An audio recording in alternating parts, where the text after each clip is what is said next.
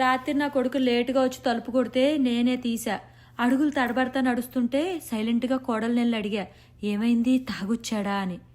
అవును అందోదినా. నువ్వు చెప్పొదినా, పెళ్లికి ముందు మందు అలవాటు ఉన్నా పెళ్ళయ్యాక మాన్పించాల్సిన బాధ్యత ఎవరిది? పెళ్ళందేనా? పెళ్ళమే పట్టించుకోపోతుంటే ఏ మగాడైనా ఎందుకు మానేస్తాడు చెప్పు? దానికి లేని ఏడుపు నాకెందుకులే అని ఊరుకున్నా. పొద్దున్నుంచి సాయంత్రం దాకా కష్టపడి పనిచేసి వస్తాడు వదినా నా బిడ్డ.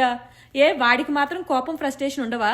వాడు మాత్రం ఎవరి మీద తీర్చుకుంటాడు? మన అనుకున్న వాళ్ళ మీదే కదా. ఇంట్లో ఉన్నది 5 పిల్లలంటే పంచి ప్రాణాలు వాడికి. పిల్లల్ని కొట్టే తండ్రా వాడు. చిన్నప్పటి నుంచి అమ్మా నాన్న అంటే దేవుళ్ళతో సమానం అని తెలుసు వాడికి. ఇంకా ఉన్నది నువ్వు.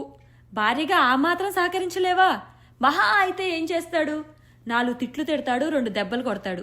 అది కూడా భరించలేకపోతే ఇంకా నువ్వేం భార్యవి? మొన్న ఈ మధ్య తెలిసింది వదినా, వీడు బెట్టింగ్లు ప్యాకెట్లు కూడా ఆడుతున్నాడంట.